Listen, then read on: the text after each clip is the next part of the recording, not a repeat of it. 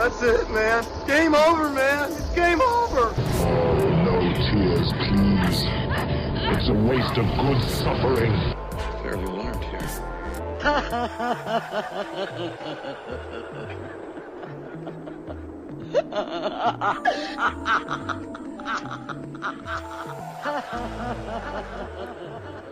Welcome to MOTN Top 10. This is Masters of the Nerdiverse podcast presents Top 10, where we do a countdown of our favorite movies, video games, and comic books within popular culture. I'm, of course, your host, Mike G. You're with me for the first time, even though we've had a great rapport online, especially on the Twitter, hashtag at MNerdiverse. Yes, indeed. Plugs infinite. I'm here to introduce Mr. Baelish. How you doing, sir? Howdy doodly. I'm doing fine. I'm glad that we finally managed to actually do this thing after agreeing to talk about us so long ago and then not managing to pull through with that because of the time zones. Yes. You have to say we're on different parts of the proverbial world. We're literally, across, as it's said, we're across the pond, so to speak. So it's totally awesome that we're even able to have this clear connection and conversation. And it has been a long time coming. I'm just happy we were able to connect on a genre that we both have experience in and that we can talk about and have a good time. So once again, thank you for being a part of the show, sir. I appreciate it. Oh, no, thanks for having me on. It's a great experience. Definitely. So as you saw by the name of the title of this episode of MOTN Top 10, we're talking about video game sequels, games that came after their predecessor and pretty much set the world on fire, not just from a macro sort of point of view, but also from our own personal point of view, games that we played that we feel stand out as amazing sequels. What would you suggest? What would you categorize as a good sequel to you? Like what needs to be hit to make it a good sequel?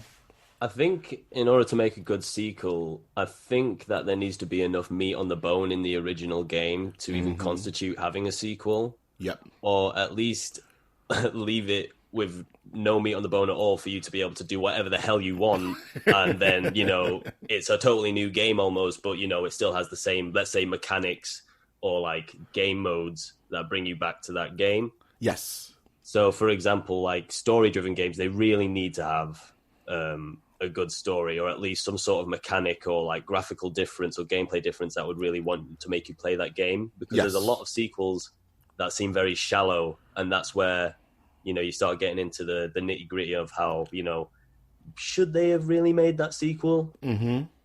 Is there a force behind the sequel? What I mean? What are the motivations? That's what's important as well. Absolutely.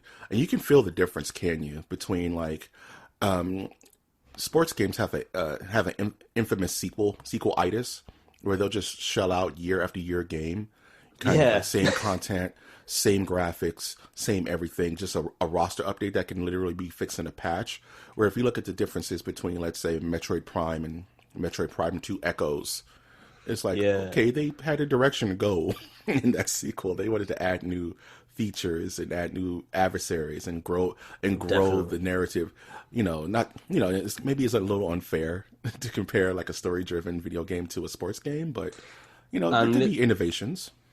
Yeah, there definitely can be innovations, and I think that's what sort of drove the sports games in the first place. Because back when they were making these sports games, the ones that I remember the most for me were the WWE games that eventually became SmackDown versus Raw. Mm-hmm. Now, they were big at the time, I think, mainly because they would tend to release them whenever there was some sort of new innovation with the games console or if there was a new games console coming out. Yep. But now it's got to the point where we're not putting out so many games consoles and we're like keeping them out for longer. So it's like these guys are like, shit, there's not a new console coming out next year. So we're just going to have to make another game. It's just going to be the same. How many new wrestlers we got? 3? Yeah. Like, okay, we'll just put those 3 in and then we'll put a different wrestler on the cover and maybe put like a different career mode on and then that's it. Guys, what do we do? It's not what it was. Yeah. It's like a panic attack. They're just like, all right, we're still in this same generation. There's not much more we can do. All right, let's figure it out.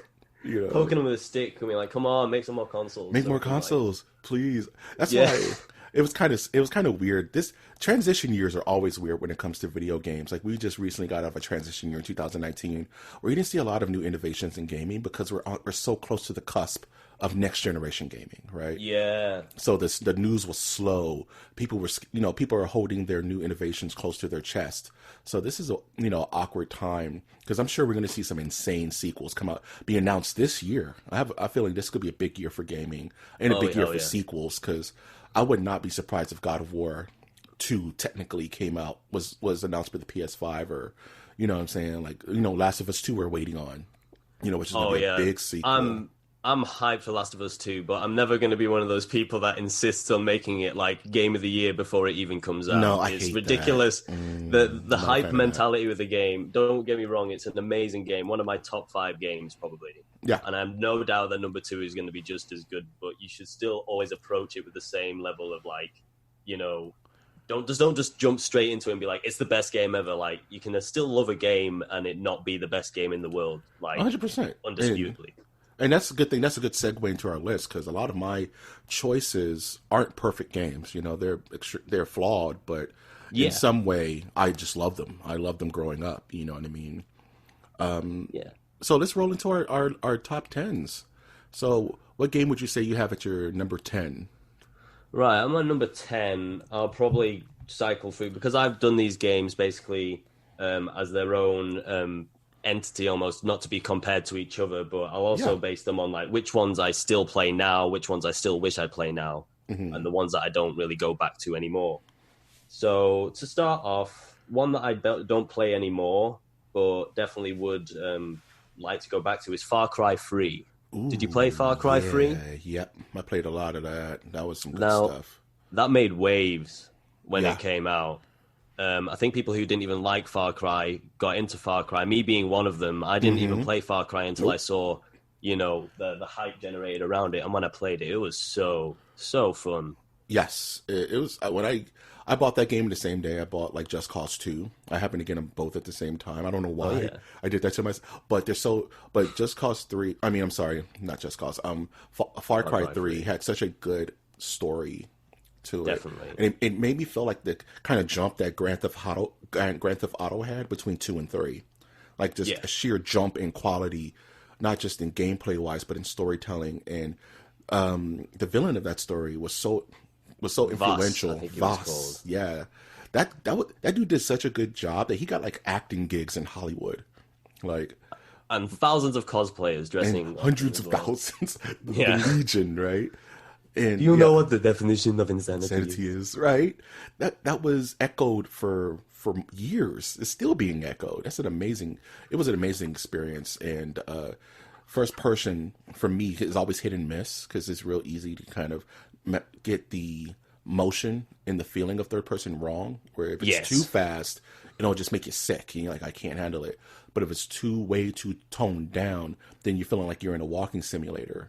You know what I mean? But Far Cry 3 had a really good balance. Yeah, and it was like some of the mechanics that it introduced. Like, keep in mind that I haven't played a broad like diversity of games, so this could have been introduced in an earlier game, but this is the first time that I came across it. Yeah. And that was the healing yourself via just sort of like picking a bullet out of your skin, or like, dumping some alcohol on your arm, and then that would sort of heal it. You would have an animation that you could always heal yourself with and sort of get your health back up. And I thought that was like quite innovative back then when I was playing the game. Like seeing the healing animation, right?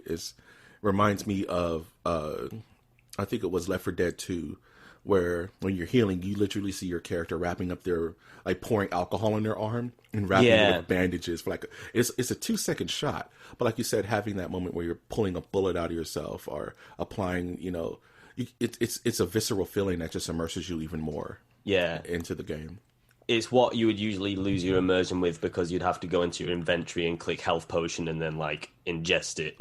Right. You know what I mean? And it's just, and all you see is like a green flash on your screen and like, oh, I guess I'm healed. Yeah, pretty much. Cool. My number 10. And this is the most boomer number 10 ever, but that's okay. Boomer. Okay, boomer. But I feel like this game had to be on my list. And just because of the impact it had on me as a kid and the impact it had on the industry, and that's Super Mario Brothers on the Nintendo. Oh, hell yeah. Jeez. I mean, this was the very first game I ever played that I can remember as a kid.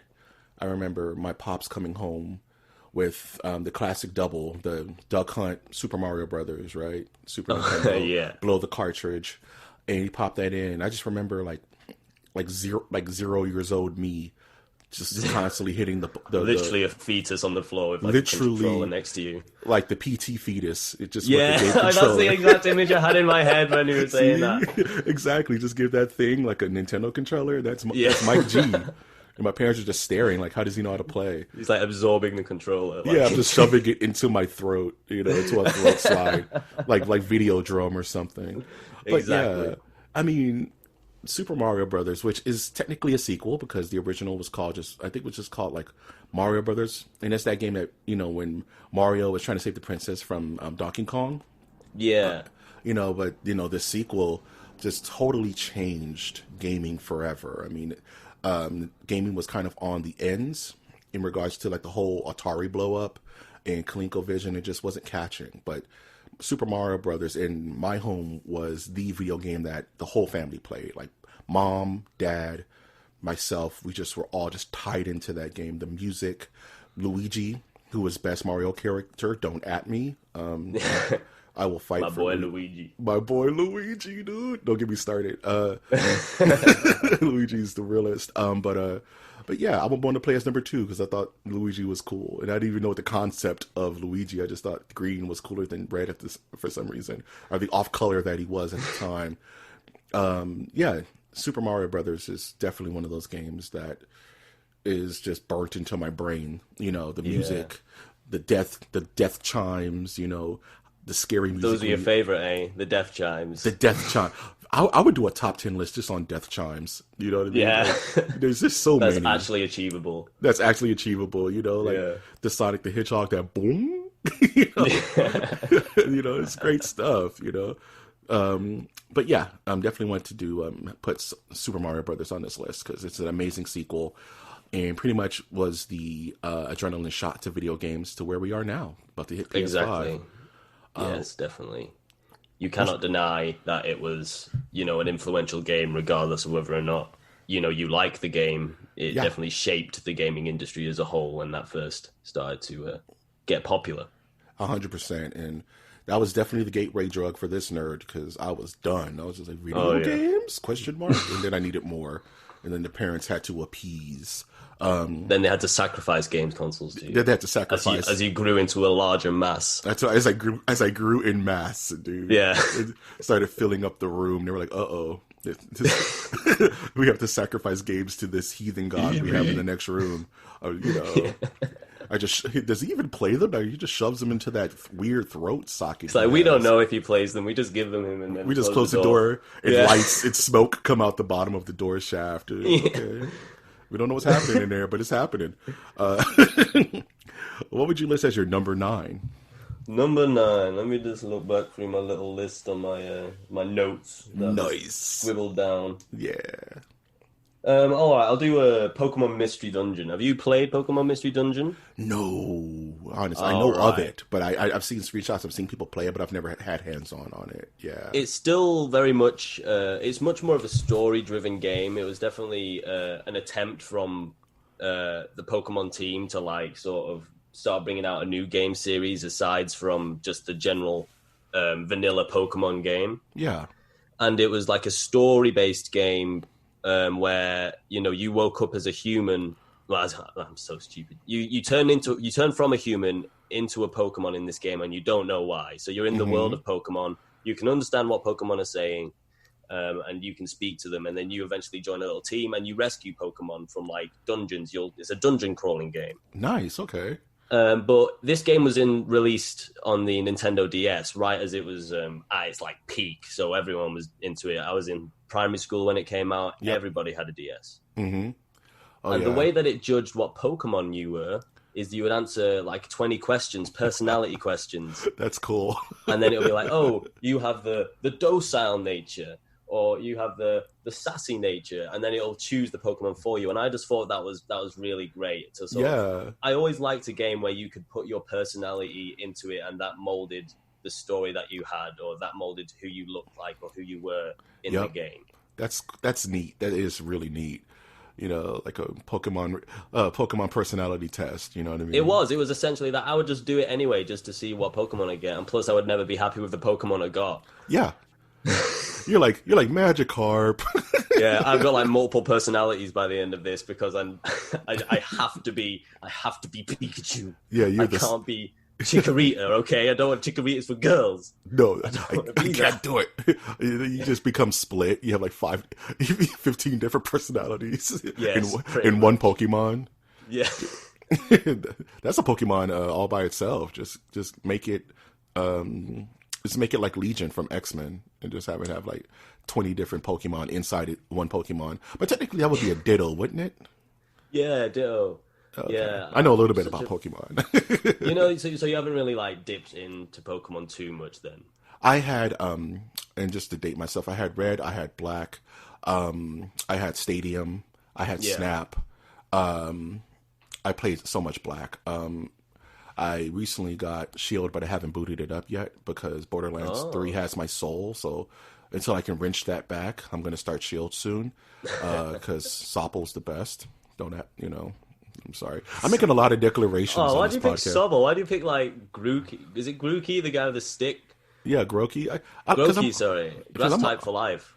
Man, because I'm a water type, dude. I'm Bulbasaur, It's all about the nature. I'm sorry. I'm a not Bulbasaur, Squirtle Squad all day. So yeah, at least for my very first time starting the game, I'm gonna bounce around my starters once I've did all I wanted to do. But yeah, you know what I mean. Good stuff. I'm gonna have to check that out. Yeah, definitely do. There's so much more to it than what I explained as, but because it's such a dense game in terms of story and what goes on, I would never do it justice. Oh. And those are usually the best ones, man. And like the game I got to talk about now is kind of the same, where it was such a meteoric leap from where it came from to where it ended up being. And that's my number 9 is going to be Red Dead Redemption. Red Dead Redemption, good old cowboys, shooting guns and taking over the Wild West, as it were. There's a snake in my boot. There's a snake in my boot. That's what's up. Yeah. Red Dead Redemption is one of those games where kind of like the tonal shift from, like I was mentioning earlier, from Grand Theft Auto 2 to Grand Theft Auto 3. Red Dead Redemption, like you were mentioning earlier, was one of those games that didn't have a lot to go on, so it literally built itself from the ground up. Yes, it can expand out. Yeah. Like crazy, and it didn't have any strong fan base to adhere to. No tethers holding it back from what it could be. Exactly, but they just knew they had this brainstorm plan to make it what it should be, and this is this massively immersive, wide, just cowboy simulator where you play as John Marston, who is a desperado, I would say, trying to go straight, trying to build a family. And you just go through his entire kind of the end of his life. Then spoilers, sorry for like almost. No, it's fine. I'm not one of those people that get really mad about spoilers. I tend to still enjoy it just the same, even with the spoilers. Same here, but it's got to be, got to be said. But I didn't actually spoil it all the way, but just a little bit.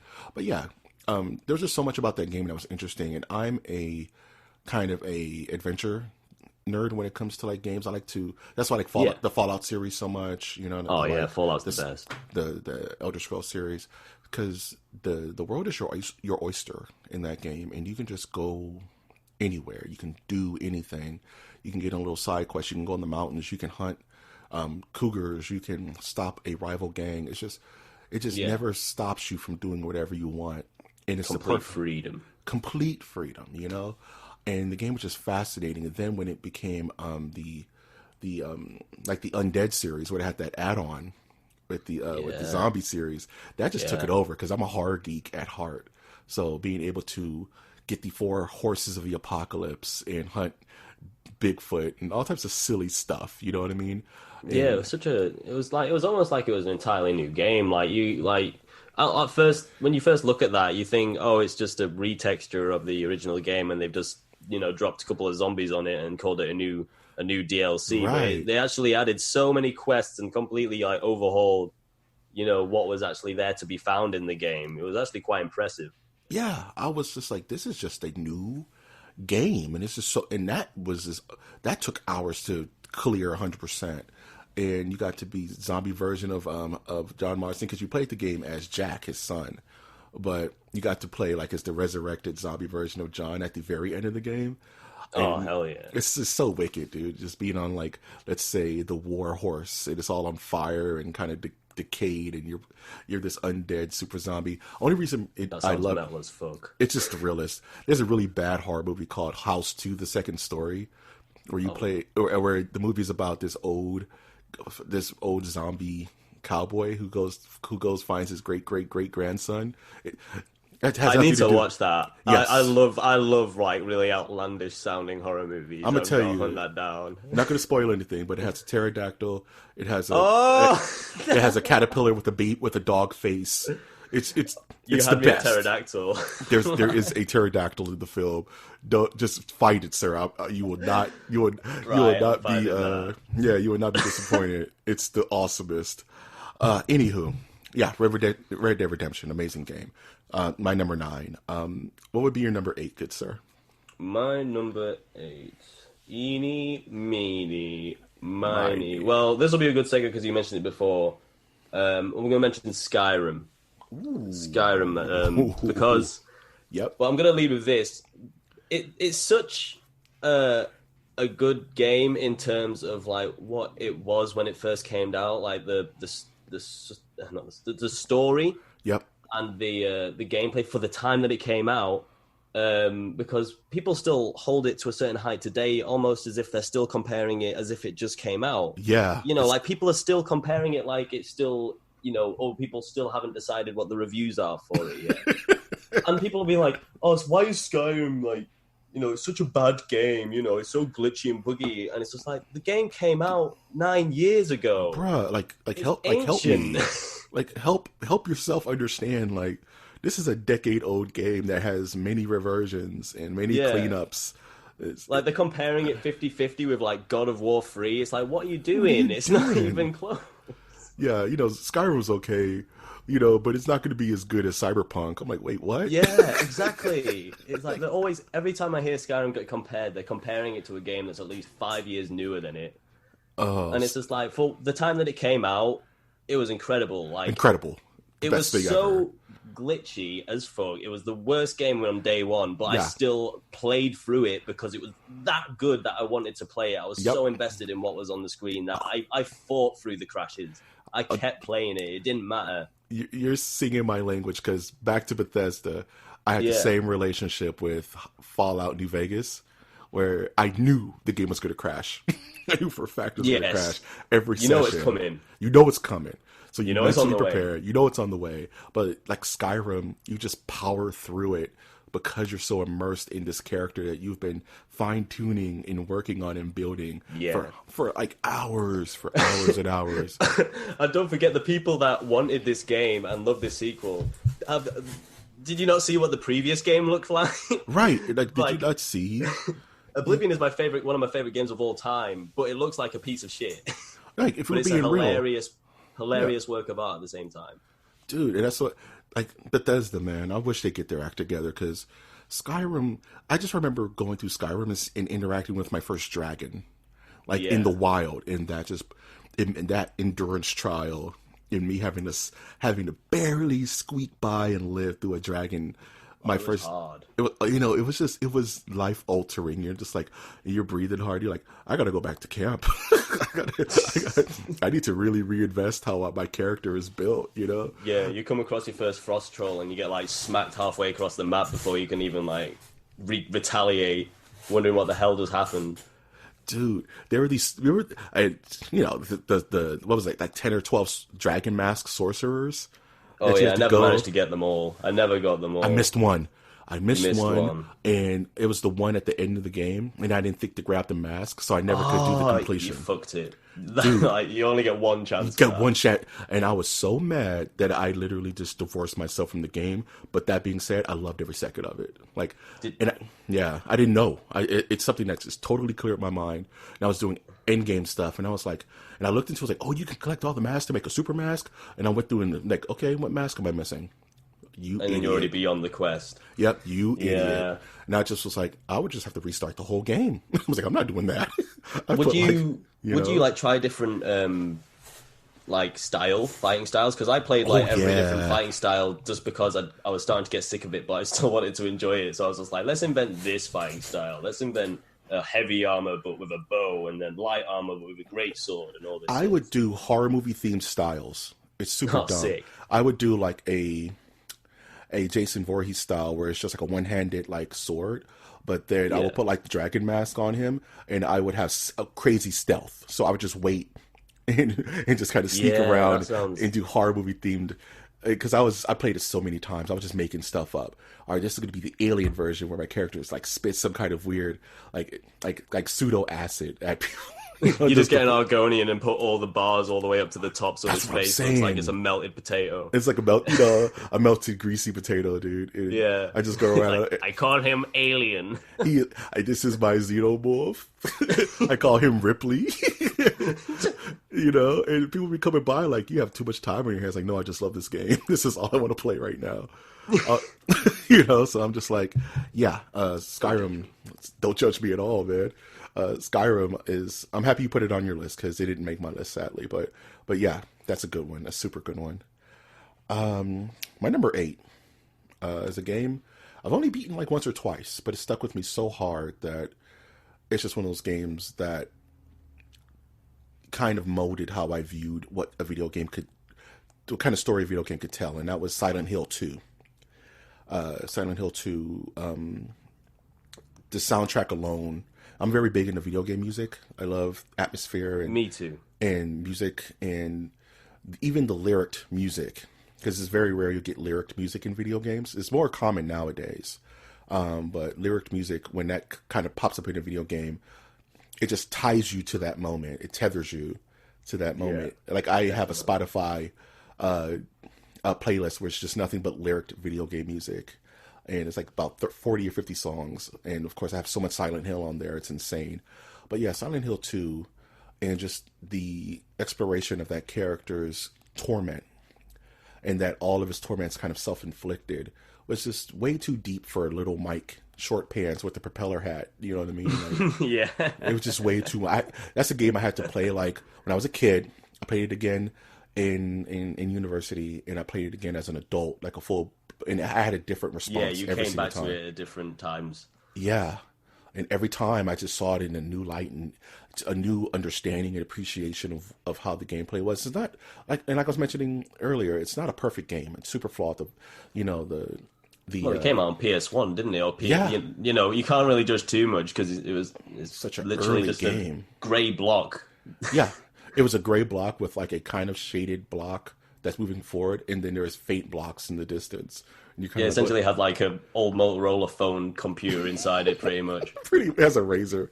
Yeah, Motorola. It's not these phones are better than the PS1 now. Jeez, can you imagine? Isn't that just crazy to think about how your cell phone in your hand has more like processing power than like a PS2? Yeah, it's kind of nutty. It's crazy.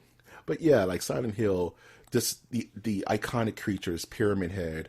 The nurses, just the atmosphere, like Atmosphere Car, which was different than another game that's going to be on my list, where you really didn't have a means to defend yourself. You're just kind of, vulnerability. The vulnerability of it was something I'd never seen in video games before. Yeah, and being actually scared because it's like, I didn't. When this is the last time I saved? Did I save? This thing is chasing me. I have no way to defend myself. Just run, and that was. And so many games have egged that on, like Outlast reminds me a lot of early Silent Hill. It's just like, yeah, you don't have any weapons, man. You're just a guy. a lot of the most highest rated horror games you'll see now, at least true horror games that don't dip too much into the action side of things, do rely on the vulnerability of it. Because how can you be horrified if you feel secure in something that you have in the game? 100%. You need to feel like you're in danger all the time, if not most of the time. 100%. And the second you empower the player, all that goodwill is gone. You know what I mean? Like all that heat's out the room. It's just like Yeah, why am I going to be afraid of Pyramid Head when I have a rocket launcher?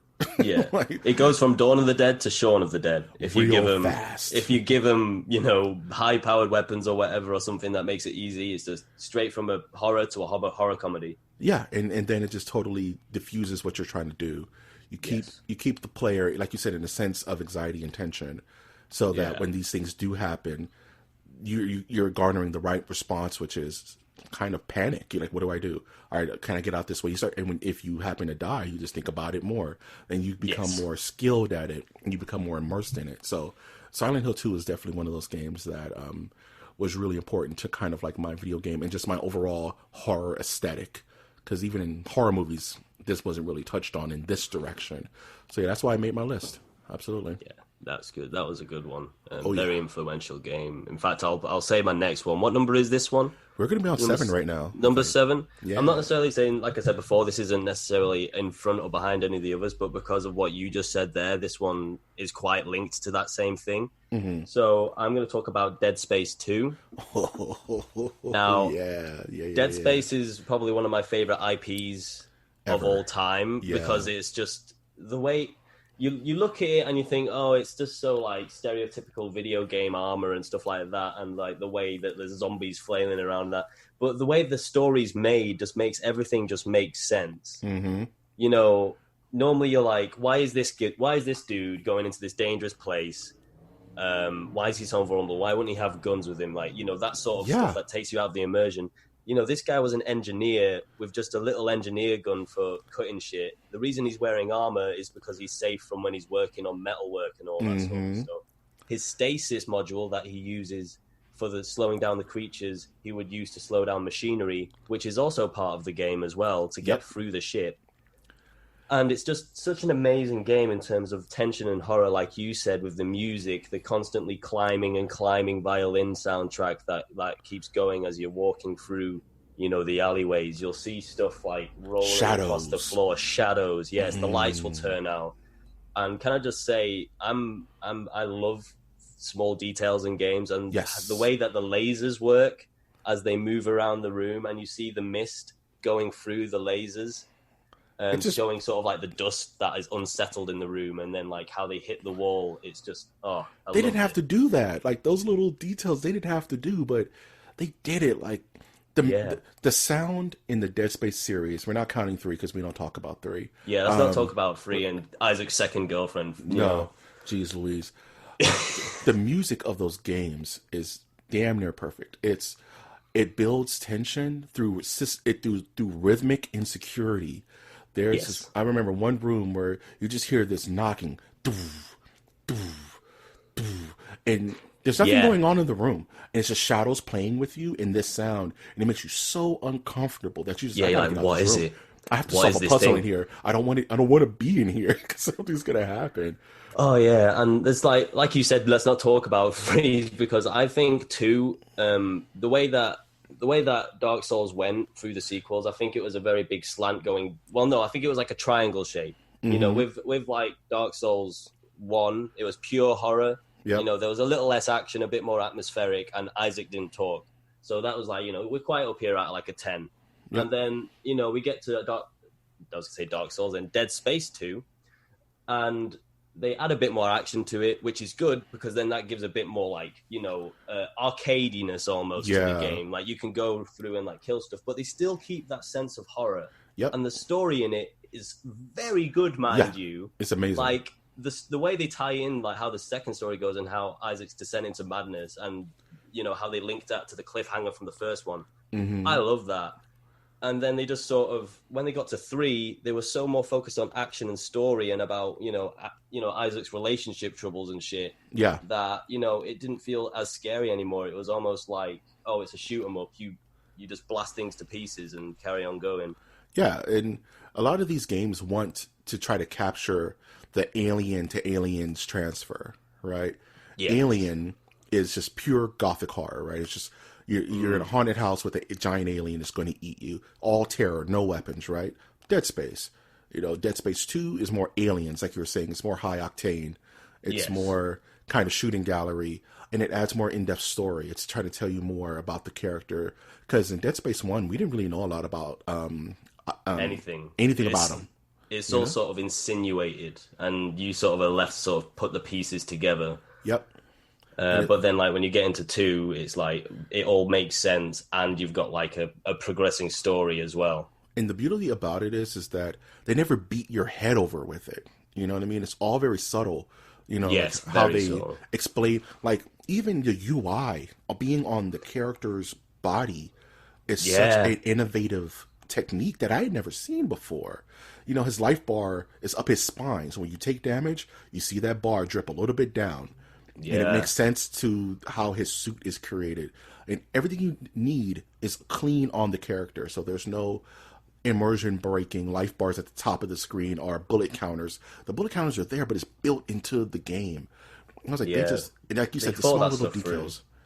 They do. It's I can talk for hours about the Dead Space series, the Necromorphs, about the Ishimura, the history behind that ship. Like you said, Isaac's himself, his relationship with his girlfriend. That's a very good pick. Thank you. Yes, sir. You're robbing all of my honorable mentions. I'm like, oh shit. It's all love.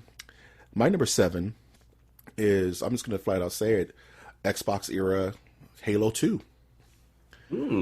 I played so much damn Halo 2, and I've never been really a console kind of purist. So I'm not one of those guys that's like Sony or die, you know, or Microsoft or die. I just never saw the logic in that, because like I'm gonna buy the console that has the best games that fit my play style, and that's bounced around through the years. Like Nintendo kid, I was a Sony kid for a while. Xbox came out, I was an Xbox kid for a long time, and playing Halo 2 for the first time and playing a first-person shooter that felt good. You know what I mean? That felt natural, and that you could bring to your buddy's house and run LAN parties and just run around in a warthog and be in a moving car while you're driving. Your buddy's like on the turret. Fast fun. So much fun. Hours, late nights, being sleepovers. You know what I mean? Just being stuck, just playing this game with your friends for hours. And, you know, not to say much about the single player, because the single player was fine in that game, but really that multiplayer experience and kind of how that game molded my idea of first-person shooters. Because the very first first-person shooter I can remember playing was like GoldenEye 007 on like the N64. Oh, yeah. Yeah, that was the birth of that. And we're just like, we could just get we can get like 12 people in a room and just rotate out. You know what I mean? Just, hey, everybody get a turn once you die. And then LAN parties got created. It's like Duck Duck Goose. It's literally Duck Duck Goose, man. And they was like, hey, but everybody bring your own Xbox, and we'll just run LAN parties at the homie's house who has like 3 TVs. We'll just sort it out.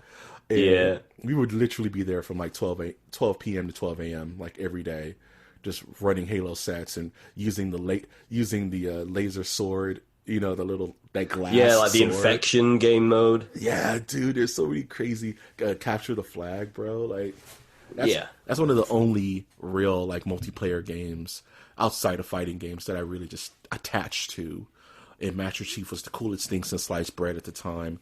It just solidified like Xbox was the system to play on back then. And Halo 2, in my opinion, is probably one of their better games out of the entire Halo series as it stands now. We don't know what Infinite's going to be like, but Halo 2 was just really their kind of diamond, you know, at the peak of its popularity. And definitely. And there was enough people in the neighborhood who had it, so we could all play and all get good and all build rivalries and just have good fun kid stuff. And that's why I made my list so high, is because just had so many fond memories of that game. Oh yeah, well, like the thing is with Halo is like, I'm just gonna say straight, I've played Sony consoles since I was little. I've never really owned an Xbox. I've always played PS1 all the way up to PS4, straight up to PS5. Mm-hmm. I don't judge people that play Xbox though. Like it's all down to what you want in the end of the day. Like sure, we all get petty to a certain point where we'll be like, yeah, well, you know, we've got The Last of Us 2. I do that all the time. I have a buddy who hates me because I have a PS4. And I'm like, okay, let's name exclusives. I'll start Street Fighter 5. And he's like, Forza? Yeah, exactly. Spider-Man, Bloodborne. He's just like, shut up, Mike. You know? Yeah, but like, but Halo is one of those games that is always sort of appreciated by everyone because it's one of those games that fills a hole, no matter whether or not you appreciate the story. Same as Modern Warfare is. Yep. You might not even be a fan of the franchise, but the style of gameplay is like a staple that a lot of people appreciate and go for, and Halo fills that hole very well for that people of that generation because they did it so right.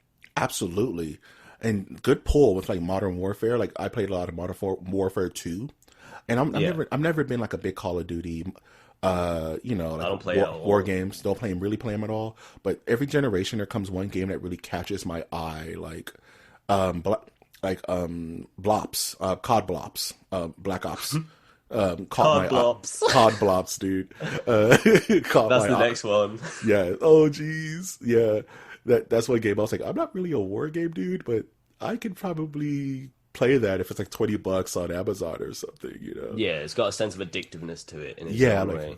Ooh, that made scratching itch that. I mean, he's scratching right now. But yeah, that's a good figure of speech for it, yeah. You know what I mean? So, yeah, that's why Halo 2 definitely on my list. This was one of those good times with my buddies, you know, being kids, you know, having a great time with the game that just was worth it 100 times over because we played that thing for days, accumulated days. You know what I mean? It's kind of nutty. Yeah.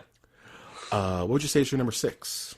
I'm going to get this one out of the way just because I don't have it in such a high regard compared to the other games. Yes. But it's still a good mention, and that's the Soul Silver Heart Gold version of Pokemon that came out for the DS. Yes. The reason I'm bringing this one up is it's not necessarily my favorite Pokemon game in the entire franchise, but I see that as the last, if not one of the last, classic Pokemon games compared to what Pokemon has become now. Yeah. Mm-hmm. You know, Pokemon Soul Silver was so good because, you know, in most games you beat the whole region and then you're left to complete any little side stories through the region or just entertain yourself for that. Right. You know, and I lived in an area from when I was a kid all the way up to 18. I lived in the countryside where there was no internet, there was no shops, there was not many people living around, and obviously there was no public transport. So you were sort of stuck in the countryside. Yeah, you were where you at, yeah. Yeah, I had to entertain myself with these like games whenever I didn't want to be, you know, outside poking shit with sticks and stuff. Mm-hmm. So, you know, this Pokemon game, when it introduced a whole nother region to go to after you completed the game, it was essentially 2 games. You had Pokemon Red in the game with it because you went all the way back to Kanto and fought another 8 gym leaders. That's cool. It was kind of like the run back, man. Like you got that's cool. Yeah. But then, like after that, Pokemon, and this is my opinion, I know a fair few people that will disagree with me on this, but in my opinion, I think Pokemon started taking back steps in how good their content was. Like they still have good content, but they've sort of pieced it apart now and made things less grindy because they want to appeal to a much more general demographic, really. You know, they took things out of the game, they put things into the game that made things easier. Like, oh, all of your Pokemon get experience now instead of just one, so everything levels up faster. And, you know, the game sort of holds your hand now. And now with Sword and Shield, you know, we're adding paid DLCs, and we're now, you know, a much smaller Pokédex. You know, probably about, I think my friend told me it was something about like, you know, it's like a third. Yeah, it's like a third. Yeah, and it's like, yeah, you can look at that and be like, okay, well, you know, they're just trying to do something different. You know, they're trying to approach things in different ways that people like. But I always say, you know, why do that? You know, why do you need to do that? Or at least make them all available still, but you know, through another like format. I don't know. I'm not an expert on, you know, business, and I don't know what their approach to the whole thing is. But any Pokemon games coming out now aren't really what I'm looking for. It's kind of interesting you mentioned like Pokemon's descent into complacency in a bit of a weird way, and I think a lot of that goes into the spirit of competition, where Pokemon doesn't really have any in its genre. You know what I mean? Like it's just kind of like sports games. It's like EA only makes sports games because EA only carries the licenses, so there's no spirit of competition to try to beat the next person or beat the other company making a similar game than you. Where Pokemon had its Digimon, it had its different kind of similar, you know, competition. But at this stage now, Pokemon's a one-stop shop, you know. That's a good point. They don't feel like they need to push as hard with like what they're providing anymore. They can sort of ask, they can hold their hands out more almost and ask for more from the customer. And even if they were to do something like I would even be okay if they had like downloadable content patches where they patched in these older generations of Pokemon, like a Kanto pack, you know what I mean? Yes. Or if a really, or a, you know, just like a black and white pack or something like that, where it's like, oh, the Pokemon that you're missing are coming in upcoming content, you know what I mean? Like add like 50 Pokemon, you know, a pack, you know, a patch or something like that. Yeah, I believe that's what they're sort of doing with Sword and Shield. Yeah. But something that, because I had a talk about it with my friend who's also a YouTuber called SDA Gamer, and he plays Pokemon. And he said that, like, we sort of got into a debate about the need of DLCs and whether or not, you know, should they just be in the game already or for free compared to what they were in the past. You know, adding these Pokemon through a paywall almost, well, the DLC itself. Yeah. But what Scott told me was that, you know, the Pokemon will still be available through trading with other people, so you don't have to get the DLC. And that's something I've always been fine with, is as long as you can get the thing you want through hard grinding anyway, then it's fine. But if you have to pay for it to get it and there's no other workaround, then that's where I'll start to be like, okay, come on, why couldn't that just be in the game originally? Right. And I mean, initial launch data for a video game should always be up for either payment or up for grinding. You know what I mean? Yeah. That's a given. Like, I used to hate day one patches where the game would come out and then, like, for fighting games, for example, you get these 2 new characters on day one, but if you pay for it, they're already built into the game. You're just pretty much downloading the patch to let you play as them, but they're already built into the game. It's like, why can't I just beat, you know, arcade mode like 5 or 6 times and get that character? Yeah, you know, you're still getting the same return on investment because I'm invested into your game, you know, versus something like, well, we have this huge idea for an expansion, but it's not going to be ready for a year. So enjoy the game now. We're going to roll out this expansion at a discounted price. I hope you enjoy. I'm way more comfortable with that than bleeding us, you know, death by 1,000 cuts. You know what I mean? Exactly. You know, can you imagine if they just had a Gyarados, you know, DLC for like $5? You know, just a single Pokemon. You know. Yeah. Oh, how much? That'd be crazy. It'd be crazy. Like, do you really love Blastoids? Pay us $5 for just this one Pokemon. Yeah, I'm so glad it's not that. Like, it could be so much worse, regardless of how you feel on the topic. Yeah, but luckily, EA got stung with the whole loot box situation, so I think DLCs are going to be a bit more kind of streamlined now, hopefully. But not to get too far off topic, but yeah, your number 6, yeah, that was pretty. And what was the name of that Pokemon game again? That was Soul Silver and Heart Gold. Nice. It was probably the last sort of, not 8-bit, but you know how it's more pixel rather than a 3D character model? Correct. It was one of the last ones where they did it in that format, and then they moved to more like 3D model characters for like the 3DS and such. Nice. Very nice. Very nice. And it's a pretty good segue to my number 6, which is kind of something they did, but have refused to do again for this series, and it just makes me want to pull my hair out. And this is my number 6 is Star Wars Knights of the Old Republic 2. I heard about that game. This is we were talking earlier about a game that I may have beaten like 75 times. Oh, is this the one? This is the one. I played this game until the disc wore out. This is the game where you play as I would say a force user with amnesia, and throughout the game you're kind of sorting out if you're light side or dark side. Yeah. You know what I mean? And anything in between.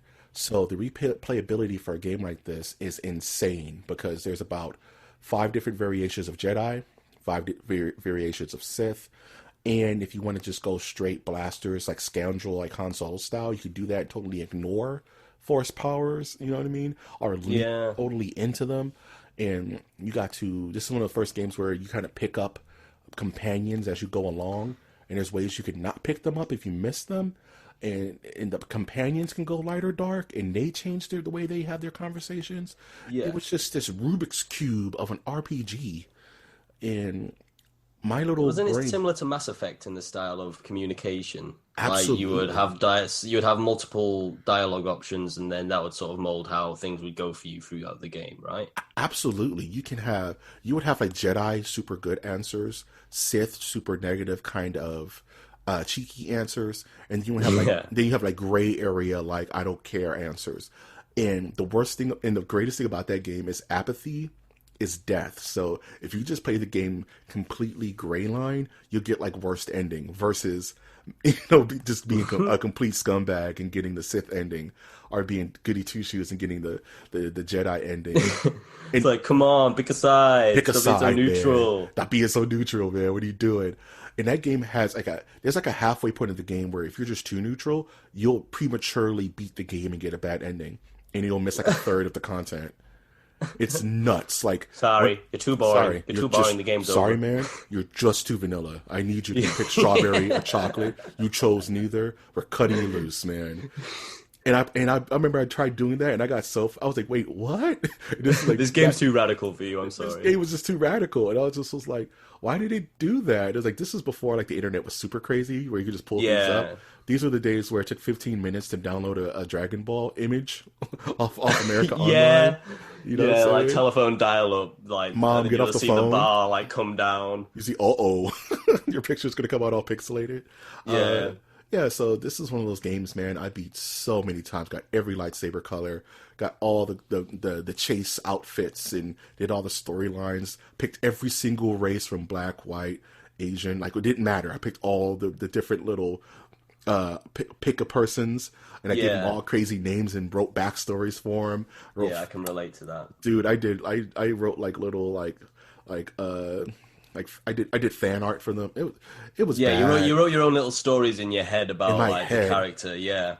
His motivations, what planet he was born on, where's his parents, or they Jedi. It got silly. I still have that stuff at my grandmother's somewhere, but yeah, Knights of the Old Republic is one of my favorite games of all time. And I had to make my sequel list because KOTOR 1 was good, and it's just improved on everything, and just such a good jump in quality. So that's why I made my list 100%. Oh yeah, that sounds like a good contender, and it sort of comes back to like what I said before. Like, those are the sort of games that I love because you can add you into that game. Yes. You can put your thoughts, your opinions into that game. Like, I don't want to play somebody else's game, where like they make their own prejudgments. Yeah. Like, I want to be able to, take, a moment and make my own choices. Mm-hmm. Just like Fallout 4, like Mass Effect, just like Elder Scrolls. Have you played the Outer Worlds yet? I'm looking at my game collection right now. I'm just like going through each one of them because so many of them have like quest lines where you develop your own character. When you have a chance, if you haven't played it yet, play the Outer Worlds.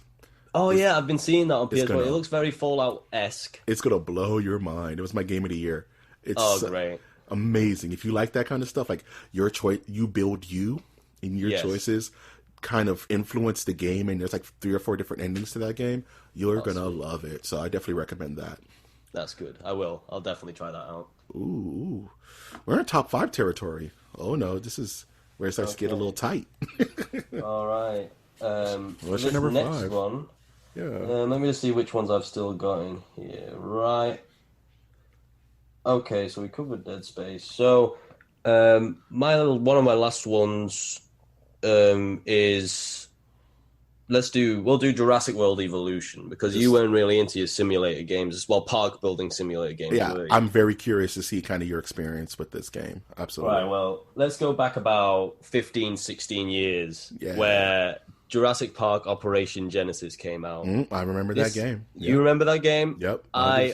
I was a dinosaur kid way back, and obviously if you've seen my channel, you'll also know that it's also got some dinosaur related. You're a dinosaur man. Yeah. I'm the dinosaur man. I'm the dinosaur man. But but there's a Jurassic Park Operation Genesis was like one of those games where I spent hours as a kid because I loved building parks. I loved creating my own little Jurassic Park where it worked. Because even after watching Jurassic Park, it was like, man, I really wish I knew what it would be like if that park actually functioned properly. Yeah. And that's probably the reason why I enjoyed Jurassic World, is because you got to see the glimpse. What it could have been, really, and what it was until it got fucked up again. Hence the following sequels. Yeah, as it should, right? As the plot progresses, right? But I was so invested in it because it had the same soundtrack. It had the same. I'm not sure if it had the same voice actors, but they did a very good job. Keep in mind, I was about any age from like 6 to 12, so I could have been convinced by anybody at that age, to be honest. But they, it was only on PC and PS2, and by the time that I got to like the PS3 age to the Xbox age, I was really craving a dinosaur park simulator that was at least sponsored in some sort of way by Jurassic Park, so you still got all the the royalty, what's the word, the copyright shit that you pay royalty for half the time, like the Jeep and all that sort of stuff, dude. So it was going for so long, and then finally, I think it was last year or the year before, bam, Jurassic World Evolution's coming out. It's not the sequel, but it may as well be, because it's basically just a done up version of Jurassic Park Operation Genesis. That's cool. It's so good, but at the same time, it's so shit. There's so many. It's one of those games where they didn't finish it when they released it, so it's a very shallow game. You complete it very quickly, and you end up wanting a lot more.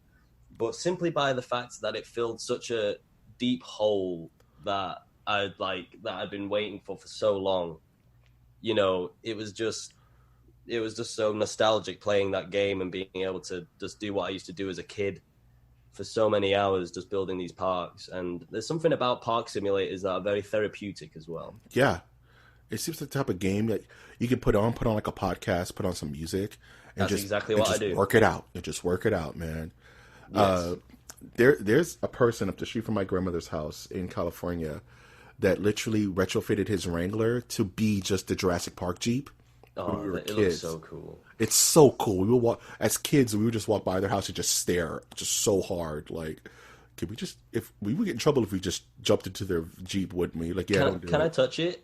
Yeah, and we would always do it. I'll always see this guy driving around the city, and me and my cousins would just start screaming, "Dun da da da!" He would go. He would go, and then he'd reach his head out the window, and be like, "Dun da!" Yeah, he smashes out. We're like, yeah. Like T-bones another car. Yeah, for real. He just smashes through somebody's yard. He just keeps going. Like, that guy rules. We moved out after that. Yeah, sadly, we never saw him again. Yeah. He caused irreparable damage to the neighborhood. But But yeah, I was a huge Jurassic Park kid. I remember playing Jurassic Park on the Sega, and I remember that game. And I that was one of the first times I called a hotline to actually get cheat codes because I couldn't figure out how to beat the game. You have to kick the stupid rock to make the T-Rex bone fall so the raptors don't eat you. I had to call that, and my mom was like, I was like, Mom, can I just call? It takes 2 seconds. She was like, yes, you may, because I was stuck on that part for like 3 days. I was so frustrated. But yeah, that sounds neat. Like, I've always, like I was mentioning earlier, I played games like Roller Coaster Tycoon and played a little bit of The Sims, and it just sparks so much imagination, those kinds of games, because it's really you playing in your own sandbox, you know what I mean? And that with the branding of Jurassic Park and how that movie just inspired the minds of children and adults just across the world. Yeah. I can only imagine how cool that is. Just a little thing to add into that is also, I think it also kind of inspired me what I went on to do in my education. And maybe it's what I'm interested in, myself, that makes me like that game so much. But I studied, animal behavioral and welfare in university. Yeah. Basically, the shit that's still alive today, because, I can't go out and look at T-Rexes at the moment. I wish I could. Not yet. But, not at the moment. But, I'm holding out for it. Yep. So I've always, had like such an interest in like enclosures for animals and how you can simulate the natural environment, and that sort of, it fills that hole, it scratches that itch, as you said before. That sort of game. That's super neat, man. Like, your life is being adjusted by your art. You know what I mean? Yes. That's neat. That's super cool. Oh man, it's hard to follow that because mine is just silly. Mine is video games. No, give it to me. Number 5 is Marvel vs. Capcom 2, New Age of Heroes. Exotic. That's an exotic one, dude. It's super niche to a lot of people, but to some people, this game was life. I remember getting the Dreamcast. Dreamcast is actually one of my favorite consoles growing up because it just had all the best games at the time. I remember that sticking out for me, and being able to play a arcade cabinet perfect version of Marvel vs. Capcom 2 was the most insane thing in the world.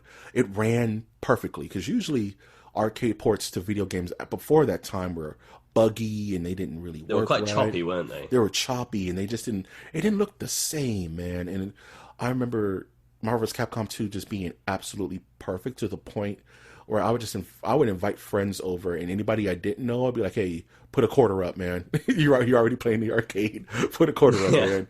You know. And this game, as a fighting game kid, was just the best because Marvel vs. Capcom in itself is the blending of two worlds that I've always loved, which is Street Fighter and Marvel Comics, which is. But I was the perfect game, essentially. The perfect game for a kid like me, growing up and drawing superheroes, Iron Man, Captain America, the X-Men, and then growing up playing video games like Street Fighter 2, Mortal Kombat, Street Fighter Alpha, and this was just the beautiful, like, it was a dream game. Like, how does this exist, right? And having to have that come home and be one of the very first games I got to play on the Dreamcast. The controller was crap. It was garbage. I hate the Dreamcast controller. And I wasn't sophisticated enough back then to have like an arcade stick or something like that, right? So, but I made do with what I had, you know. And that game is brutal when it comes to, we were talking about earlier, unlocking characters or unlocking things that are not behind a paywall, right? Yes. And that game was notorious. You had to unlock like 40 characters. You know what I mean? Each one had like time limits. So if you lost your save for Marvel vs. Capcom 2, that was a bad day, man. That's like a summer's worth of grinding to get all of those colors, all those characters and color variations all over get it again. Completed. It's strange they don't do hybrid games anymore. You think there'll be something in the market there. Like, you could get Uncharted and make it a hybrid with Tomb Raider and have the characters meet up and have their own story together. That's so much and money. Both companies mutually benefit. I don't get why they're too afraid to do that. You know? It's so weird. Like, I would love a God of War mixed with like Assassin's Creed. Yeah, exactly. If you can make it work. If you can make it work, just do it. I mean, everyone's going to be happy at the end of the day. You know, Dark Souls and Bloodborne could definitely work. They could definitely make that work. Why not just have them exist in the same universe? You know, like that. There's different time periods about that, right? So, like that's a very good point. You know, these collaboration games, very rare, and they do it a little bit. Like they'll have like Smash Brothers is the closest thing we have to a collaboration game. You know, because Smash Brothers literally has everything. Has, you know, everyone from Bayonetta to Cloud from Final Fantasy in a Nintendo property. That's insane all by itself. But I would love more collaboration games and just letting us fans just have the biggest fun and geek out over those kind of moments. You know what I mean? Definitely. Yeah, there's definitely a gap in the market for that. Absolutely. Cool. I'm sorry. You said your number 5 was Jurassic Park, right? Yes. Beautiful. I've sort of lost count, but I'm just going to keep going until we get down to your one, and then I'll probably just either pick one out of the one I've got left, or I might run out. I don't even know. It's all love. We'll definitely. We have about 4 more, so we'll figure it out. Actually, in that case, I'm just going to do my next one. I really want to talk about. Yeah, go for it. And that is Metal Gear Solid. I really want to talk about Metal Gear Solid as a sequel to Metal Gear, the old Nintendo game, and the quantum leap Hideo Kojima just shoved into that game, and graphically, aesthetically, just like nothing you ever seen before. You know what I mean? It was that game, the stealth that made you stop. You know, as a video game player, you're always go straight, go forward, right? Push, push, push. Shoot, you actually hesitate. You have to hesitate. You have to pay attention to, walking patterns. You have to pay attention to vision cones and things like that. And it just made you, as a kid, slow down. And that was so unique in a video game like that. It's like, and you would think it would be boring, but no, your heart's pounding because you're hiding somewhere. You're under a box. You know what I mean? It's definitely one of those games where you were like, wait, you actually hang around in an area for an extended period of time, and it's still fun. And it's still fun, right? Yeah. And these characters, Solid Snake, Liquid Snake, Meryl, the Psycho Mantis boss fight alone. It's a very, very clever boss fight. The most insane thing at the time. Only Kojima. Like, you have to just unplug your controller and plug it into the other port. There's no way you would know that as a kid. It's like, I know. You're just not beating that game. It's one of those, you just have to, that's what they call like one of those, schoolyard myths. That kind of like. Yes, definitely. You wouldn't even believe it if you got told that. 100%. Like, yeah, my friend's brother's cousin beat Metal Gear because he pulled out the controller. But that's stupid, man. Shut up. We're gonna fight now. Like, we're gonna throw hands right now. Yeah, lie, scandal. How dare you sully this schoolyard with your lies? And you're like, after the kid is like, exile him. He is stricken from every book and tablet. Get him out of here. But yeah, man, like Metal Gear Solid was one of those introduction games to it was just kind of my introduction to the adventure game, where it's just a slower pace. Your finger's not on the X button the whole time shooting like in Contra. You're kind of thinking about what you're doing and making educated guesses to taking it in. It forces you to observe your surroundings and really drink up what you're doing rather than just go. You know what I mean? So I definitely wanted to talk about Metal Gear Solid. So that would technically be my number 4. Number 4. Okay. Yeah. Well, what you got? Let's bring out the list. Well, the list. Okay. So we'll go with this one's a bit of a unpopular opinion for anyone who is a fan of the franchise, but I'm going to go for Dark Souls 2. Ooh. Now, I know a lot of people who are bigger Dark Souls fans in terms of the lore, at least, than I am. And they tend to be the people that tend to hate Dark Souls 2 because I think it steps a bit away from it's not as dark and gloomy. There's a lot more brighter environments that you're in. It seems a bit more cartoony with the way that the models are made and such. Right. But what pulls me towards Dark Souls 2 is that it was the game that introduced me to the franchise. Yep. So you could call me a bit biased. But I played 3 and I played 1 too. And 2 was the one that I always invested the most time in. Mm-hmm. And it wasn't necessarily the plot that pulled me into it. It was actually the mechanics and how sharp the controls felt. They felt very responsive. You could flick the stick an inch and the character would face the direction. The response time, the input reaction time to your controller just felt so quick that you felt like if anything went wrong in the game, it wasn't your controls. It was literally your timing in your own brain. It's not how fast you press the button. It's how fast your mind responds, almost. Yep. And that sort of fairness that I sort of didn't get as much in the other games, because another thing that I think you tend to lose with certain games, and this is a good segue for the next one that I'll do after yours, of course, is that once you get too realistic, you can sometimes start to lose some of the quick responsiveness that you like to have in an arcade-esque game. 100%. Not you don't always want 100% realism when you roll on the ground when you're dodging an attack. You don't want the dude to stumble over a rock and then slowly make his way up. Sometimes you want the character to just instantly do a quick roll and then get up again. You don't care if you're wondering why the hell is this dude knocking out about 10 front rolls in the next 5 seconds. Right. And I feel like Dark Souls 2 kept hold of that, while Dark Souls 3 sort of lost that. I love that you mentioned kind of reality versus fun, pretty much. Where, again, I mentioned Red Dead Redemption earlier. The reason I didn't like Red Dead Redemption 2, it's because it was just way too realistic. It was just there was too much you had to worry about. You know what I mean? You had to pay taxes. You had to pay taxes and make sure the horse was clean. And you had to clean his boots. And this is things otherwise it will directly impact your gaming experience. And one thing you mentioned about those FromSoft games, man, they are brutally fair. Yes, they are. It's your fault. It reminds me a lot of fighting games. If you lose in a fighting game, there's no one to blame but yourself, because either the guy was better or you made mistakes. Yes, because the controls are that tight. They're that tight and that responsive that no, you just chose poorly, as the Templar Knight said to Indiana Jones. But yeah, Dark Souls 2. It's a game of rhythm. It's a game of rhythm. It's a game of patience, but also courage.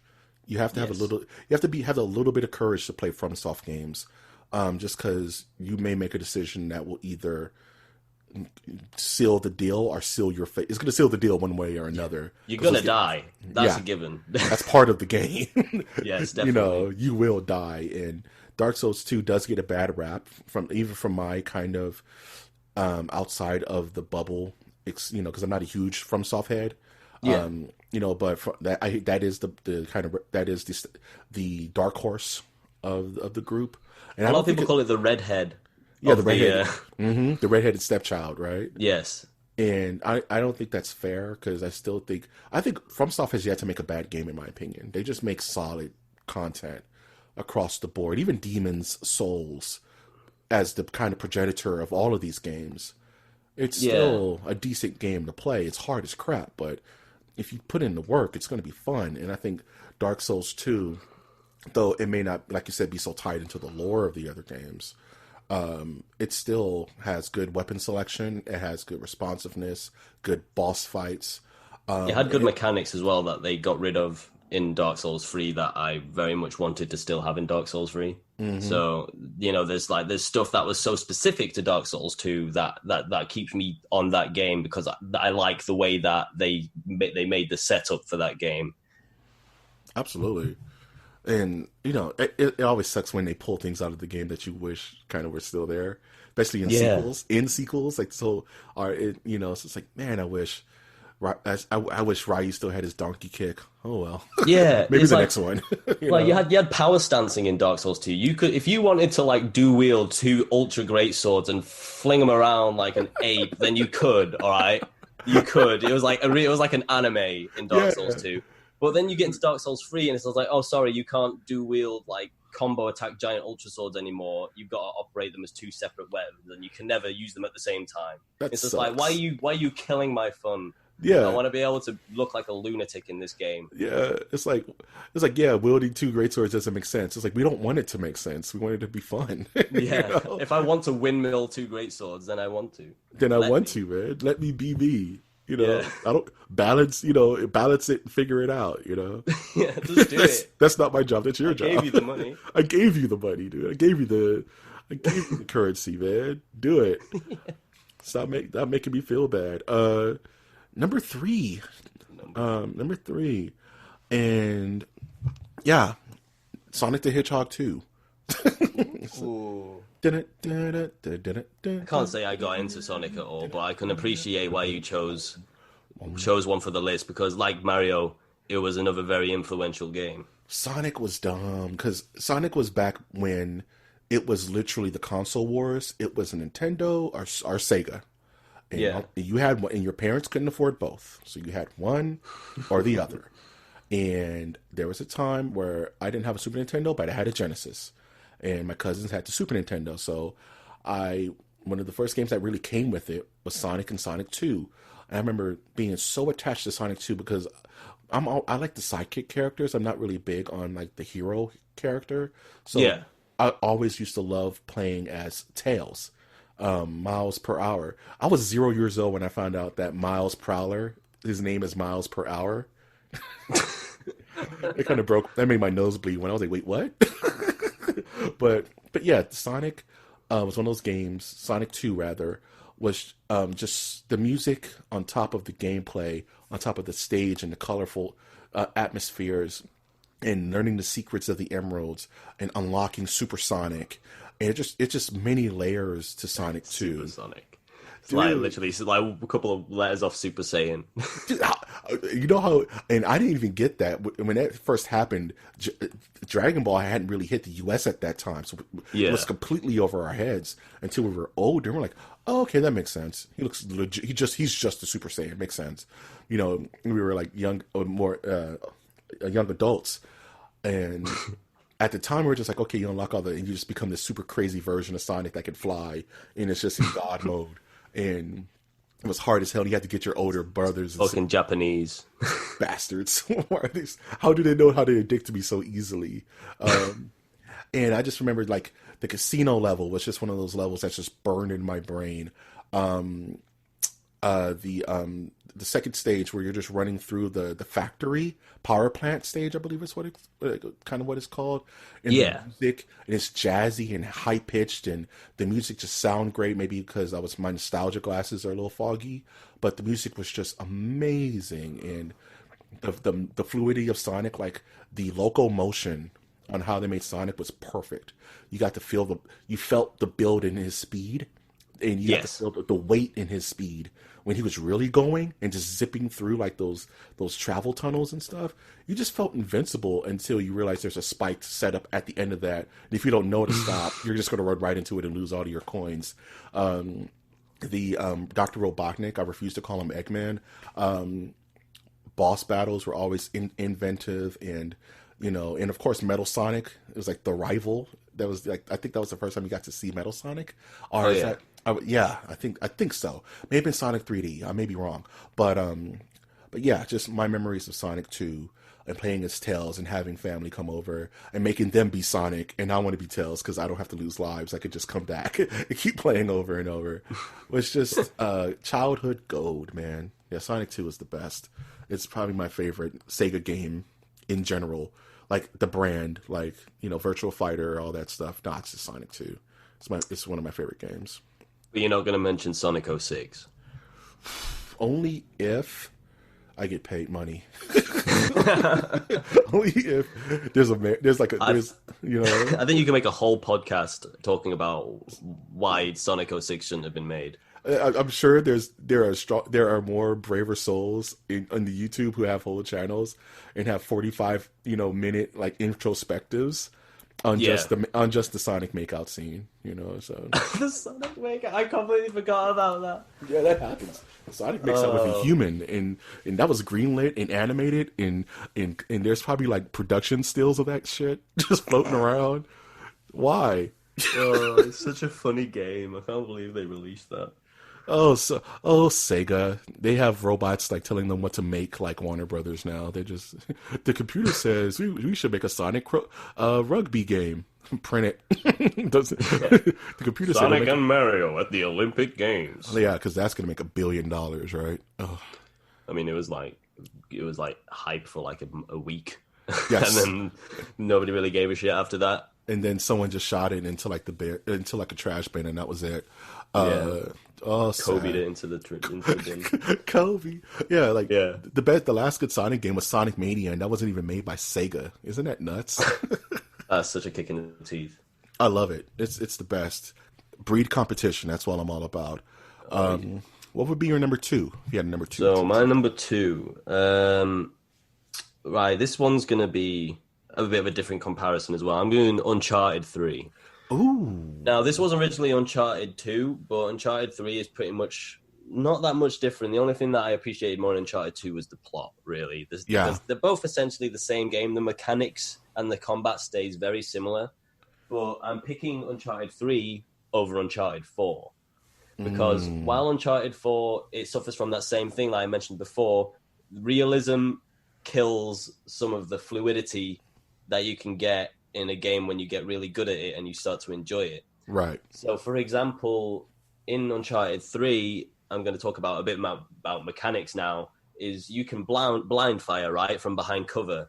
Yep. If you've got a shotgun or anything that's got spread fire, it doesn't really matter, like, how badly you aim. If you aim in the direction of that person and they're really close, that is an insta-hit. It just takes them out, and you can run and gun, bang, bang, done. And it adds that sort of fluidity of like jumping over, parkour, running and shooting while you're running, and you can still get the satisfaction of like being sort of an action hero.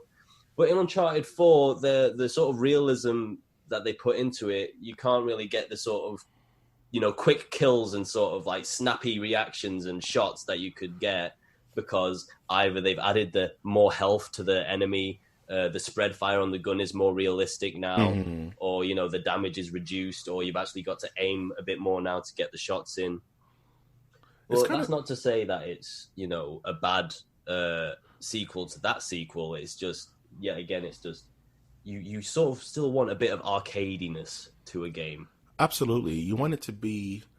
It's like sacrificing realism for fun. Like we were just talking about earlier, and I'm staring at my copy of Uncharted 3, and I'm staring at my copy of Uncharted 4 because I love that series. Like it's sad because I don't own Uncharted 1, but I do own 2, 3, and 4. Yes, because I'm exactly the same. Exactly the same. I didn't get into it till 2. 2 was my entry into the series. Did you play the online? Yes, a little bit. It was okay. I really love the online. It was okay. But they got rid of it in 4, or they changed it to something else, and I think that's also something that kept me to the prequel. Mm-hmm. It was fun because me and my buddies were playing it, and but they jumped out, and I just was playing it with like plebs, and I just was like, it's not the same. But yeah, Uncharted 3, and just that series alone is kind of one of those you could be proud to own a PlayStation kind of games where it's like these games are just going to be good, and like between 3 and 4 and between 3 and 2 you can really interchange those for your favorite, man. They're all just rock solid games, and like you said, it is they do suffer from a bit of sameness just because of the nature of the type of game it is. Things get tighter both for good and for bad, mind you. Nathan Drake, he's still this unstoppable killing machine. It doesn't matter. Can't seem to die at all. It doesn't matter if he's getting older and he's like showing his age in 4, or in 2 he's like climbing vertically up a crashed train on the side of like a Himalayan mountain. Doesn't matter. He's fine. If you're fine, don't worry about him. He's got plot armor on. He got so much plot armor. He has like the Saint Seiya golden Pegasus armor just on all day. Nothing can defeat him. And one thing I do like about 3 more than I like about the other ones is its set pieces. And all have great set pieces, but I think some of 3 set pieces really stand out. Like even the walk through the desert scene. It's just beautiful. Oh yeah, animated. Definitely. I think the only thing that pulled me towards 2 was the scene with. Do you remember when you're going through the sort of Nepal area and you're walking around with Tenzin, that Nepalese guy that's guiding you through, and you're sort of both hopping on these puzzles like from either side of the cliff, and you've both got to press buttons at the same time. And you could see him working it out too. Yeah, that was a really good part of the game that I thoroughly enjoyed. Yes, absolutely. I just wish they bring them back. It's one of those series where it's like that and Infamous, the Infamous games on PlayStation. I just like, they're still IPs. Like just make more of this.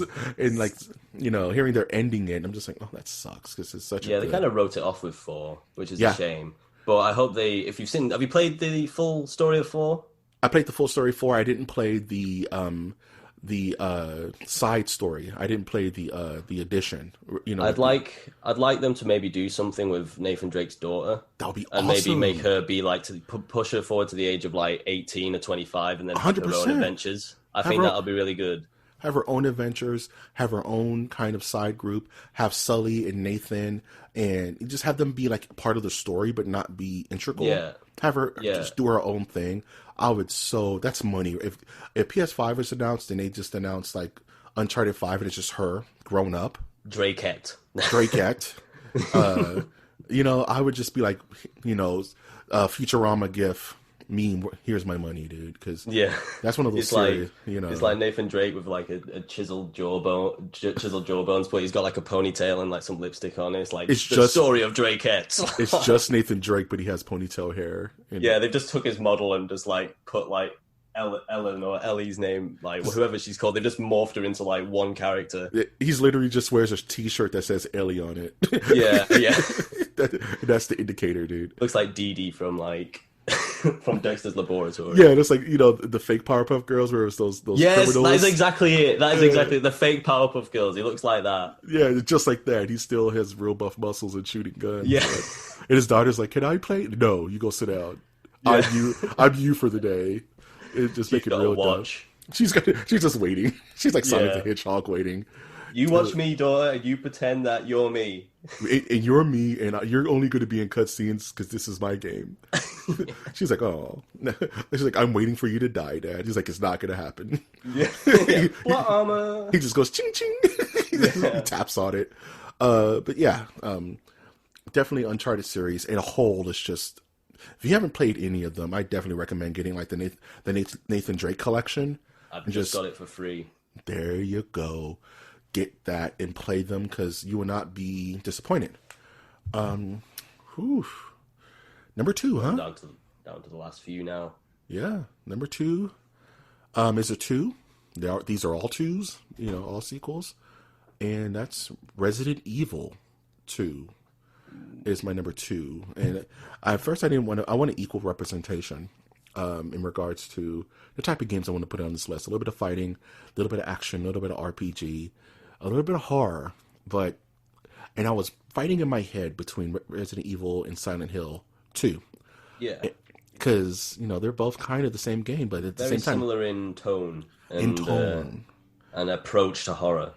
And you know what? What we talked about earlier solidified my choice, because in weirdness, they're not. Because Silent Hill 2 leans more onto that helplessness we were talking about. That fear through anxiety that you can't really take this situation head on. Whereas Resident Evil 2, it gives you power, but then you're dealing with more powerful situations. So your power is constantly being tested and being belittled by like the influence of Mr. X, or by the growing in difficulty villains that you have to fight throughout the game. You know what I mean? Like, you start feeling confident with zombies, but then we introduce dogs, but then we introduce lickers, and then Mr. X starts showing up, and you're constantly behind the 8 ball in Resident Evil 2. It draws so many parallels with Dead Space as well. You can tell that Dead Space took a lot of inspiration from like Resident Evil and and its successors as well, with like the whole upping the game with who you're fighting, and resource management, making sure to actually pay attention to what you have on your person. That was the anxiety, was bullet counting, yes, and herb counting, and min-maxing, and attaché case balancing, and you're just sitting there sweating like, oh man, I don't have enough room for this health. Should I just drop ammo right here? Should I just leave by sacrificing ammo for heals? You don't know what's coming next. Yeah. And even like and one thing I love about this game is that the replayability, because you have to beat this game like 6 times to get to true ending, because you're bouncing between Claire Redfield and Leon Kennedy in their different zapping system scenarios. So you're constantly training yourself and feeling more confident, but the subtle changes will always keep you kind of thrown off. You know what I mean? You're constantly feeling like you're catching up.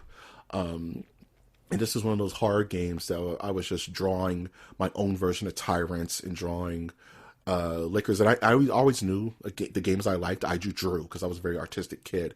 So I was always drawing my version of me in Raccoon City and what I would be doing. You know what I'm saying? Like, dude, I wouldn't be a member of Stars, man. I would just be like some dude at like a liquor store.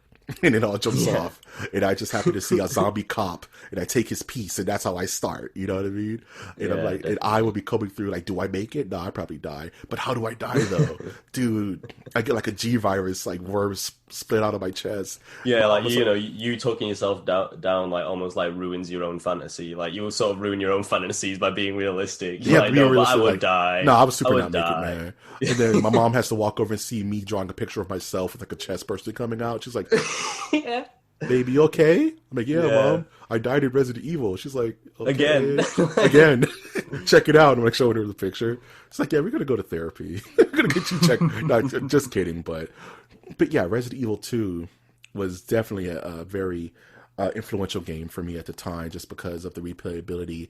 It sparked my imagination, and the constant power check is what really, and then getting better at balancing those bullets, knowing where every bullet is, knowing where every herb is actually helps you get more confident and fly through the game to where you do get that power complex at the end of your journey with the game, with the software, versus when you first start, you don't know what's happening. You're fumbling, you're wasting bullets, you're just doing all types of crazy stuff. And you still feel that kind of anxiety you would feel playing with Silent Hill 2, but just a little different. Yeah, it's definitely a honourable choice there because of the sort of influentiality that it had with many horror games, and I'm talking about a lot Most of of games. Most pretty much of them. a good 80% of survival horrors at least follow some sort of trend that Resident Evil sort of got down. going. Yeah. 100%. You got one more game, sir.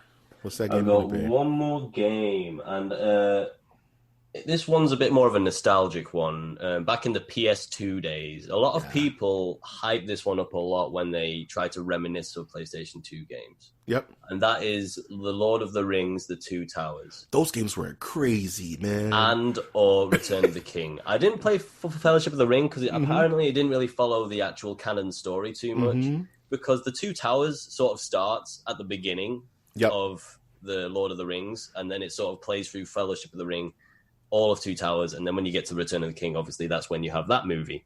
But my God, the combat in that, if you look back at it now, it still kind of holds up, you know? Yeah. It's still pretty sharp and reactive, and it looks like some damn good fun to play as well. What studio was that? I don't even remember the name of that studio, man. I do have the game. I've got the case of it still from back when I have a PS2 game. It's made by EA Games. I remember, there was always a faux pas about movie adaptation games, right? They're always like cheaply made and quickly done, right? Just get them out.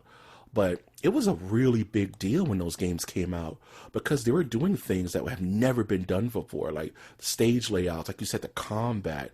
You get to rotate between characters. Like if you want to play as Legolas, you could play as Legolas, right? And if you want to play as Gandalf, you can play as Gandalf, right? If I remember that correctly, it wasn't something like that. Yeah, in 2, you were restricted to purely Legolas, Aragorn, and Gimli. But when they brought 3 out, obviously the PS2 was a bit more developed with its games then, and that's when they added like the Hobbits and the Gandalf. Yeah, and you would have to pick a certain selection in each story. But once you completed it, you could go back and play any character, and you could have a player playing with you at the same time, so it could be 2-player.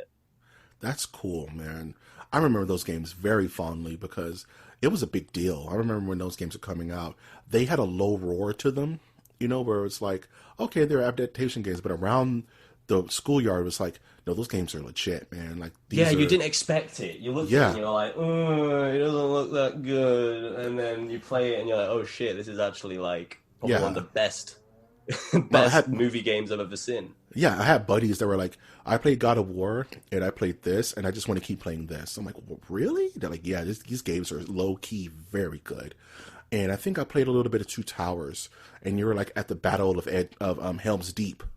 Yeah, and you have to kick the ladders down. You have to kick the ladders down. You see like the giant, super like giants in the background and stuff like that. Yes, it was just cool, and it was like something like it was so much going on at the same time.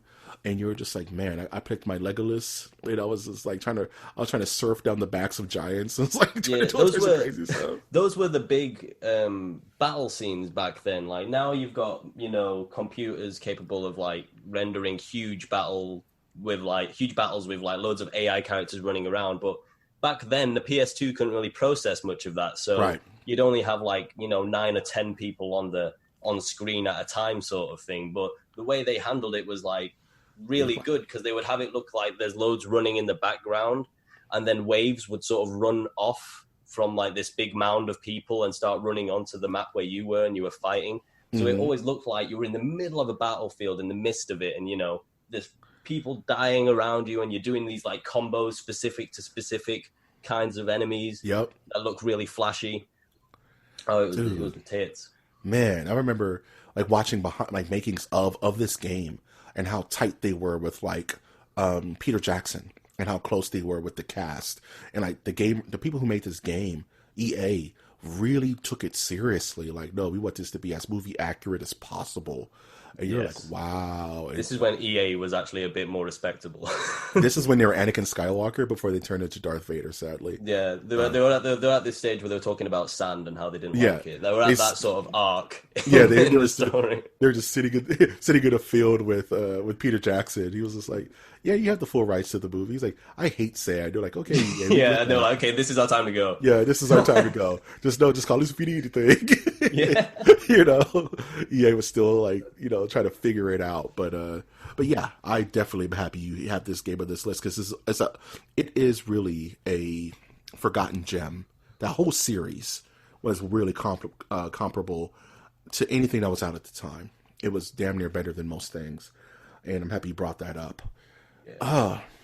Number one. What's your number one? It's such a cop out. My number one is such a cop. I almost want to switch it. Call of Duty. It is technically. It is what's it called? That super famous game. My joke died. It's Street Fighter 2. I was thinking of not PUBG, but the game that ate PUBG and became more popular. Oh, Fortnite. Oh, yeah. I was going to make a Fortnite joke. That would have been a good cop-out. Hey, I was going to make Fortnite my number one, but oh well. Too bad, Fortnite. Even though us mentioning it, I get to use it as a tag and try to get Fortnite streamers to watch to listen to this. Hell yeah. Just because I mentioned it. But no, it's Sega Genesis. It's 1990, like 1 or 2. It's my father looking for reasons to play video games with his son, right? Who's slowly growing up and becoming a young man. What game can I buy that something we can both play together? And it was my birthday, and he got me Turtles in Time. Nintendo, that's one of my favorite games of all time. Turtles in Time, and he brought home Street Fighter 2 on the Super Nintendo. And my dad would pick Chun-Li. Those thick thighs. Yeah, man, he was all day Chun-Li all day. I used to hate his Chun-Li because my father would beat me mercilessly in video games and not let me win. Because he was like, "No, just figure it out. You'll figure it out." And I would get so upset. And I was trying to find my character, and I ended up sticking with Blanca because he was the weirdo. I always used to pick weirdo characters because that's kind of like the best character I can like attach myself to. And so I picked Blanca, and I ended up beating him for the first time as a young kid. And I felt so accomplished that I just kept playing the game. And that's how I got into fighting games. It was Street Fighter 2. Probably one of the most influential games of all time, in my opinion, because it birthed the genre. Street Fighter 2 created fighting games. I mean, like, Street Fighter 1 was so clunky and so difficult to maneuver around and so hard to control.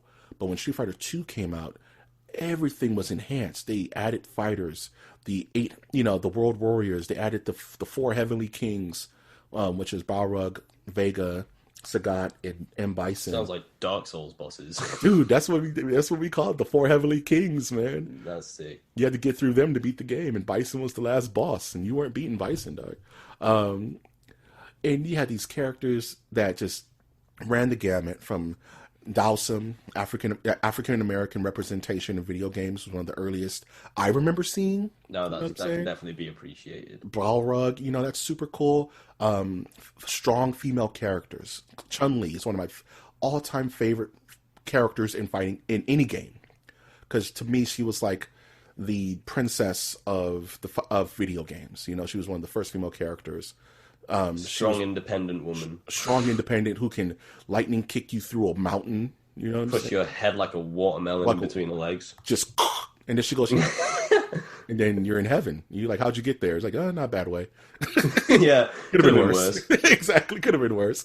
And I just played so much damn Street Fighter. I was invited. This is another game I got to bond with my family with, playing a lot of fighting games. Picking a character, learning how to use Ryu over Ken. Your personality can just latch onto any of those characters, and that's your character of life. You know what I mean? Like I know some guys who will argue to this day about E Honda's the best. I'm like, hey man, that's all you, dude. Yeah. Yeah, it's good when you can actually be part of like a small community where you can argue about those things. Because the game's that good that it actually enables you to form those opinions and be that strong-willed about them and passionate about them. And be right.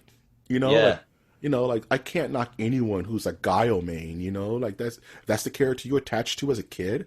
and that's what got you into playing video games and fighting games and learning patience and timing. And I saw you, man. I can't knock you for that. Just don't pick Dan. But anywho, he had nothing to do with Street Fighter 2.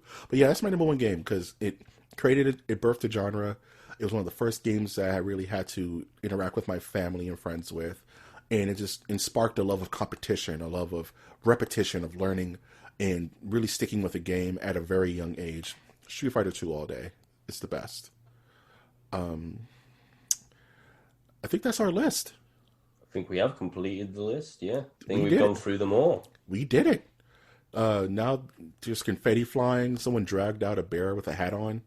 Yeah, we're actually flowing through the Nerdiverse right now on like little chairs. It's there's neat. Different universes.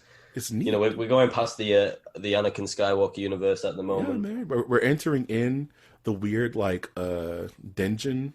We're entering in like the weird Suicide Girls part of the Nerdiverse. We're gonna have to dip out of that real quick because we're not supposed to be there. I don't like this channel. And he's gone. No, I'm just kidding. Yeah. No, and we dip out, and then we accidentally make a right turn into like the. It's like an invisible magic school bus where you're sat there with the steering wheel. Yeah, and you're like, hey, what's that? Don't stare over there. Oh yeah, that's the Batman versus Superman universe. Oh, that's the Yarn of Justice universe. we don't talk about that. Yeah, keep driving. Keep driving. Don't look forward. Roll the stop signs. Yeah. Don't even brake. Just keep going. Oh man, this was awesome. I really appreciate it. I really appreciate you being on the show today. And where can we find you, sir? If anybody listening out there wants to follow me on Twitter, my Twitter is exactly the same as my YouTube name, which is Mr. Baelish. It's Mr._Baelish. And you can find my YouTube channel under the same name as well. And we do some fun little critiques of TV shows and movies that we all love. I recently just finished Jurassic Park 3, discussing if it was the worst Jurassic Park 3. And soon, we've got in the works Pirates of the Caribbean 5. So if you like all that sort of stuff, don't forget to subscribe. Absolutely. Definitely check out his Jurassic Park work. It's very influential and very extensive. I really dig it. Ooh, influential. I'll tell you that. Yes, sir. You're being too kind, sir, there. No, man. I was watching your video. It was on Jurassic Park 3, I believe. Yeah. And I was just like, yeah, I get it. I was like, yeah. You get it. You totally get it. I totally get where you're coming from. And I always say take it with a pinch of salt because I know there'll always be some people that look at it and be like, why is this guy making such mundane things into a problem? And, you've got to don't be too into it. Like, this is just for the sake of comedy in the end of the day. And they are good movies that can be respected. It's just, we can always poke a little bit of fun at them, no matter how successful that they are. 100%. My life motto is a quote from Albert Einstein, and it's a little nonsense now and then is cherished by the wisest men. Yes. Never take things too seriously. Always have a good time. Life's too short. I might steal that. That was a good quote. Hey man, that one's free. That just spread the love on that one. Pay it forward. Yeah, I quote that almost every day, just so I don't take life too seriously and have a good time with it. Absolutely. If you like this content, you can always follow us on Twitter. That is @mnerdiverse, where we communicate with our podcast community. We do polls of the week. We give you up-to-date news on news stories that pertain to all things nerd. And we give you updates on all of our content, just like this episode. It's going to premiere on Twitter the moment it is live. If you want to support us monetarily, you can always join our Patreon. That is Patreon.com/MOTN, where if you give us money, we'll feed it to the young Michael homunculus that plays video games in his room, and he will use that energy to make the podcast better. Don't ask me how it works. It just does. It's weird. Just works, okay? It just works. Give money. And if you just feed the money. If you want to support us non-monetarily, you can always like our content, comment on our channels, and subscribe to our networks so you can stay up. You can get up to the minute updates on all of our new content. Once again, I want to thank you, Mr. Baelish, for joining us. This was amazing. Thank you, Master of the Nerdiverse, for allowing me into your dimension. You are allowed. You can now teleport me back to the dirt pile. But before you leave, you must kneel because you will be knighted as a honorary Master of the Nerdiverse now. Oh my God! Thank you. You are now knighted, dude. you get to have punch and pie now. It's part of it. Oh, I love pie. Yeah, man. Whatever kind you like. I love this universe. Yeah, it's awesome. We get fruit punch and all different kinds of pies. Whatever you need. And now I'm a sir. I'm a Sir Mr. Baelish. Yes, Sir Mr. Baelish of the United Kingdom quadrant. Of United the Kingdom quadrant. Yes, that's all you, man. It's like if I had to be Captain America, you're Captain Britain now, dude. Captain Britain. Captain Brexit. Captain Brexit, dude. Yeah. Yes. You're just Brexit done. You're just standing on the River Thames, just pointing at people leave. Figure out a way. Get out. Get out. Get out. No, but yeah, man. Thank you so much for this. This has been a great experience. I really appreciate it. Yeah, we definitely got to do this again. And if this is your very first time listening to Masters of the Nerdiverse, I would like to be the first to thank you and welcome you to the Nerdiverse. I've, of course, been your host, Mike G, and I will always ask you to look towards the skies. Look towards the skis.